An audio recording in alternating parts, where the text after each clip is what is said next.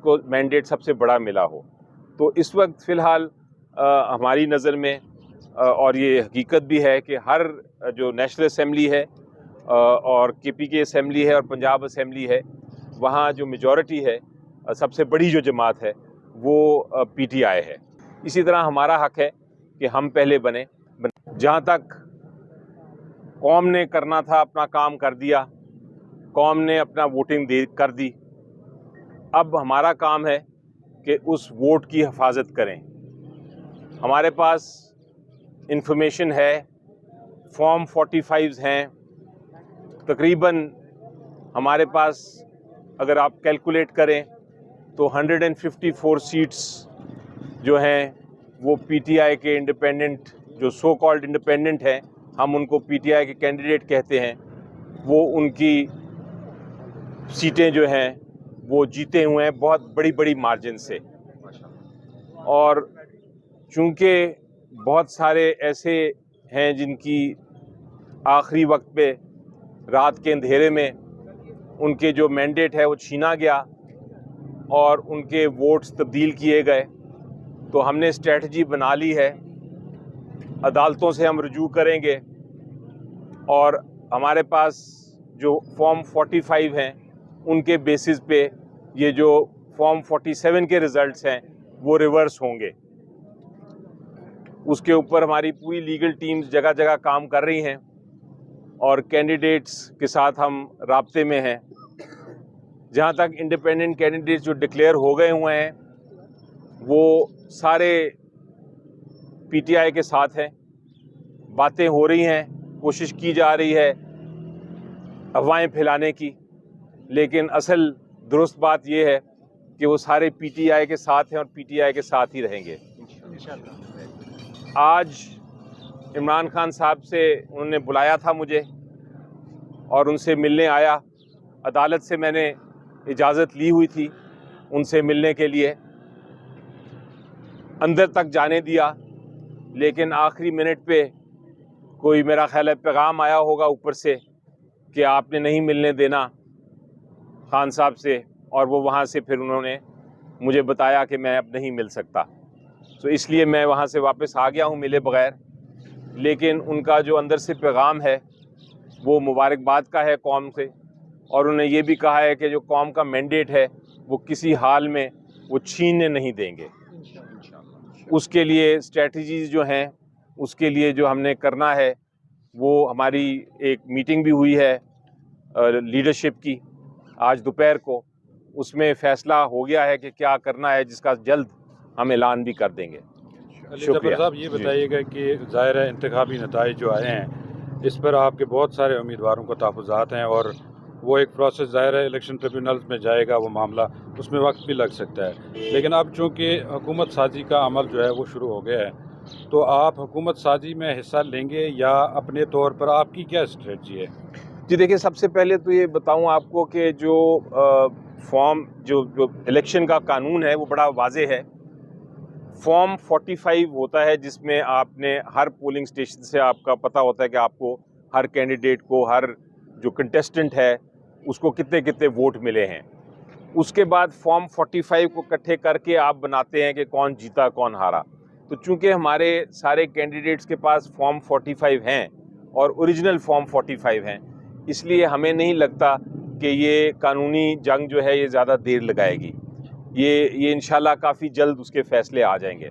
लेकिन आपकी बात दुरुस्त है एक हद तक कि कम से कम लीगल बैटल तो लड़नी पड़ेगी और उसमें आप वक्त का कंफर्म नहीं कर सकते कि वक्त कितना लगेगा। तो इन द मीन टाइम जब तक हमारे पास वहाँ से तब्दीलियाँ नहीं आती अदालत के ज़रिए, हमने अपनी स्ट्रेटजीज़ बनाई हैं। और इस वक्त जो लगता है वो ये है कि KPK में भी, सेंटर पे भी और पंजाब में भी हम राब्ते में हैं लोगों से। वहाँ हम हुकूमतें बनाने में कामयाब हो जाएंगे इंशाल्लाह।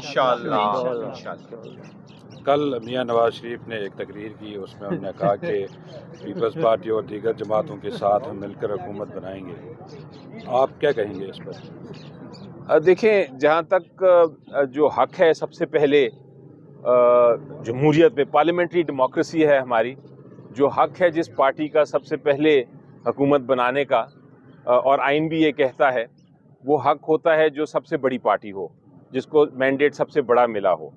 तो इस वक्त फ़िलहाल हमारी नज़र में और ये हकीकत भी है कि हर जो नेशनल असम्बली है और KPK असम्बली है और पंजाब असम्बली है, वहाँ जो मेजॉरिटी है, सबसे बड़ी जो जमात है वो PTI है। जिस तरह सिंध में अगर पीपल्स पार्टी है तो उनका हक है कि वो अपनी पहले पार्टी बनाने की कोशिश करें, हुकूमत बनाने की कोशिश करें, वो सबसे बड़ी पार्टी है वहाँ की। इसी तरह हमारा हक है कि हम पहले बनाएं। वो ठीक है, नवाज शरीफ साहब अपनी स्टेटमेंट दे रहे हैं, उनका भी हक है कोशिश करने का, बाकी जमातों का भी हक है, यही जमहूरियत का प्रोसेस है। हम उस पर बात नहीं करना चाहेंगे, लेकिन हम अपनी बात करना चाहेंगे कि हम इंशाल्लाह हुकूमत बनाने जा रहे हैं और हम कोशिश करेंगे कि हुकूमत उस तरह बनाए जो कि पाकिस्तान को आगे लेके जाए, क्योंकि लोगों ने इतना क्लियर कट मैंडेट दिया है कि इस मैंडेट की इज़्ज़त करना मेरा ख्याल है हर इंस्टीट्यूशन और हर शख्स का फ़र्ज़ है। और यही पैगाम मैं देना चाहूँगा, और यही लोग हम मुझे भी कह रहे हैं। व्हाट्सएप देखें, सोशल मीडिया देखें, आप इलेक्ट्रॉनिक मीडिया देखें, आप लोगों से, आवाम से बात करें, सब ये कह रहे हैं कि हमने अपना काम कर दिया है, हमने अब मैंडेट दिया, अब हमारी मैंडेट को इज़्ज़त दी जाए ताकि कौम आगे तरक्की कर सके। बहुत मुश्किल आगे वक्त है, अब हम इस जो सियासी बुरहान था उसे में गुज़र चुके हैं। इलेक्शन का इंतज़ार था, इलेक्शन में हमने देखना था कि लोग किसको वोट करते हैं, लोगों ने वोट कर दिया है, अब हम आगे की तरफ देखते हैं इंशाल्लाह। ये बताइएगा कि इस वक्त जो हैसियत है PTI की जो हिमायत याफ्ता है वो आज़ाद हैसियत में इस वक्त खड़े हैं, तो इससे पहले भी खान साहब से जब बातचीत हुई थी उसमें कहा था कि दो ऑप्शन हैं, या तो जो है वो MWM के साथ या फिर जो शेरानी ग्रुप है उसके साथ जो है वो हमारा जा सकते हैं हमारे उम्मीदवार। तो इस वक्त क्या स्ट्रेटजी बनाई जा रही है, क्योंकि इस वक्त तो आज़ाद हैसियत में हैं आप लोग? देखिए जी, ये बहुत आपका अहम सवाल है। एक चीज़ वाज़ेह हो जानी चाहिए कि जिसको इलेक्शन कमीशन ऑफ पाकिस्तान कह रही है कि ये इंडिपेंडेंट कैंडिडेट हैं, आज़ाद उम्मीदवार हैं, असल में वो उस तरह आज़ाद उम्मीदवार नहीं है जिस तरह इलेक्शन कमीशन कह रही है या एक इम्प्रेशन दिया जा रहा है। वो आज़ाद उम्मीदवार जो टोटली आज़ाद होता है, वो अपने जब नॉमिनेशन फॉर्म फाइल करता है तो वो ये कहता है कि मैं आज़ाद हूँ, मैं किसी भी पॉलिटिकल पार्टी, किसी भी सियासी जमात से मुंसलिक नहीं हूँ। जो PTI के कैंडिडेट्स हैं, सारों के साथ जितने उन्होंने भी फाइल किया है, जो जीते हैं इलेक्शन, उन्होंने एफिडेविट दिया हुआ है और नॉमिनेशन पेपर में बाकायदा कहा है कि हम PTI से मुंसलिक हैं। इसलिए अगर वो PTI से मुंसलिक हैं तो वो उनके पास सिंबल नहीं है, ये दुरुस्त है, उस हद तक वो आज़ाद थे, लेकिन अब वो सिंबल का मामला ख़त्म हो गया है, इलेक्शन का रिज़ल्ट आ गया है, अब वो PTI के ही कैंडिडेट्स हैं और पार्लियामेंट में वो PTI के ही कैंडिडेट समझे जाएंगे। अगर किसी ने कोशिश की ये कहने की कि वो PTI को नहीं ज्वाइन कर सकते, अगर किसी ने ये कोशिश की तो वो गैर आइनी हरकत करेगा और कानून के ख़िलाफ़ वो एक्शन लेने की कोशिश करेगा। हमारे पास फिर एक ही ऑप्शन होगी, और वो ऑप्शन होगी कि हम भी अदालत के पास जाएंगे और उनके अगर एक्शन को ऐसा लिया गया तो उसको चैलेंज करेंगे। लेकिन कानूनी पोजीशन ये है कि लोगों ने PTI को वोट दिया है, इमरान खान साहब को वोट दिया है।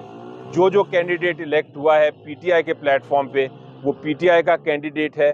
वो पार्लियामेंट में भी और प्रोविंशियल असेंबलीज़ में भी PTI के ही कैंडिडेट रहेंगे।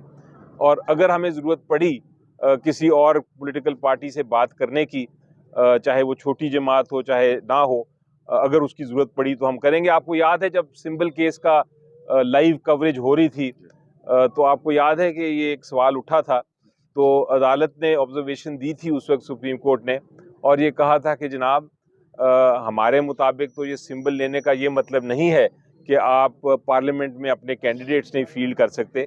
उसका सिर्फ ये मतलब है कि आपका एक कॉमन सिंबल नहीं होगा, आपके जो कैंडिडेट्स हैं वो मुख्तलिफ सिंबल्स पे लड़ेंगे। उस वजह से जो कौम थी शुरू में कंफ्यूज ज़रूर हुई, क्योंकि बहुत सारे सिंबल्स थे, लेकिन खराज तहसीन पेश करता हूँ इस कौम को कि उन्होंने उसके बावजूद ये समझा और जाना और उसको अंडरस्टैंड किया कि किसको वोट करना है, किसको नहीं करना, और उस सिंबल की कन्फ्यूजन को दूर करते हुए PTI के कैंडिडेट्स को उन्होंने इलेक्ट। सुप्रीम कोर्ट से जो फैसला आया, इलेक्शन कमीशन के फैसले को बहाल किया गया और पेशावर हाई कोर्ट के फैसले को रिवर्स कर दिया गया, उस सूरत में आपके इंट्रा पार्टी इलेक्शन जो हैं वो कलअदम हो गए और पार्टी एक तरह से डिसमेंटल है इस वक्त। दूसरा नुक्ता ये है कि आपके एक वकील है सलमान अकरम राजा साहब, उन्होंने सुप्रीम कोर्ट में दरख्वास्त इसी नुक्ते पर दायर की थी कि पीटीआई के कैंडिडेट जो आज़ाद हैं उनको पीटीआई का ही तस्वुर किया जाए और इलेक्शन कमीशन को हिदायत जारी की जाए, वो भी खारिज हो चुकी है। तो इस सूरत में भी आपके जो आज़ाद उम्मीदवार हैं वो पीटीआई के कैंडिडेट्स ही रहते हैं? जी देखें, मेरी नज़र में सबसे पहले तो पीटीआई जो है वो उस डी रजिस्टर नहीं हुई। पीटीआई एक पार्टी है, एग्जिस्ट करती है। आप दुरुस्त फरमा रहे हैं कि इंट्रा पार्टी इलेक्शंस हमने कराने हैं, उसका प्रोसेस आपको याद है इलेक्शन से पहले शुरू हो गया था और उसमें जो नॉमिनेशन पेपर्स थे वो भी आ गए थे, लेकिन चूंकि जनरल इलेक्शन था और हमारा जो सेंट्रल ऑफिस था उसको सील कर दिया गया था और हमारे लोगों को खदशा था कैंडिडेट्स को कि वो पकड़े जाएंगे अगर वो आए और इलेक्शन में हिस्सा नहीं ले सकेंगे, तो उस वजह से उसको थोड़ा सा पोस्टपोन किया गया था। अब वो जो सिलसिला था इंट्रा पार्टी इलेक्शन का वो दोबारा शुरू करने का फैसला कर लिया गया है और आप देखेंगे कि जल्द 1-2 दिन में इंशाल्लाह वो इंट्रा पार्टी इलेक्शंस भी हो जाएंगे, तो वो जो आपकी ऑब्जेक्शन है वो भी दूर कर देंगे हम इंशाल्लाह इसी तरह करके इलेक्शन।